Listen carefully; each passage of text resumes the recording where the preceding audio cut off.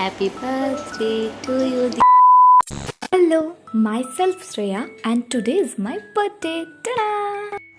দেখো কত বাজে। হ্যাপি বার্থডে জোরে বল। Happy birthday, many many happy returns of the day. আগে আমরা খেয়ে নিই, তারপর আমরা সেলিব্রেশন করবো। দেখো এখানে কেক আনা আছে।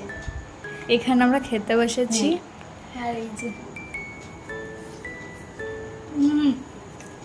তোমরা নিশ্চয়ই ভাববে রাত 12টার সময় এরকম কে সেজেগুজে খাবার খায়। অ্যাকচুয়ালি না, আমি গেছিলাম মেলাতে আর বোনও গেছিলো। তো গ্রামে চলছিল যাত্রাপালা, আর সেটা কিছুক্ষণ দেখেই আমি বাড়ি ফিরেছিলাম আর বোন আমার জন্য খাবার নিয়ে অপেক্ষা করছিল। তো আসছি, যে 12টা বেজে বেটা কেন আসছে না এখনো কে জানে।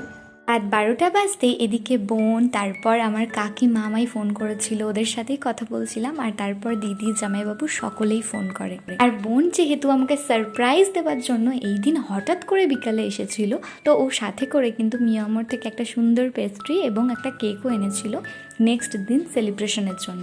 আমার বাড়িতে এত বালতিকে একটু ইগনোর করে যেও, কেননা আমাদের জলের সমস্যা রয়েছে এবং সেই জলকে স্টোর করতে হয়। বার্থডে টু ইউ দিদি ভাই।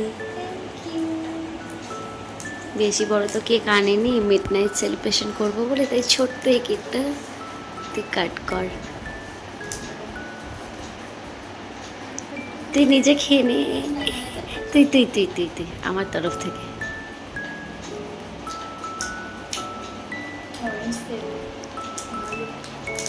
এই সময়ে বাড়ির সকলেই প্রায় ঘুমিয়ে গিয়েছিল, আর এদিকে আমরা করছিলাম celebration. Thanks to my loving sister, যে আমার এত সুন্দর করে একটা রাত্রি কাটিয়ে দিয়েছে, এত কিছু সারপ্রাইজ প্ল্যান করে। তো চলো আজকে ব্লগটা এখানেই শেষ করছি। বার্থডের খাওয়া দাওয়া অনেক কিছু নিয়ে নেক্সট পার্টে আসছি। বাই।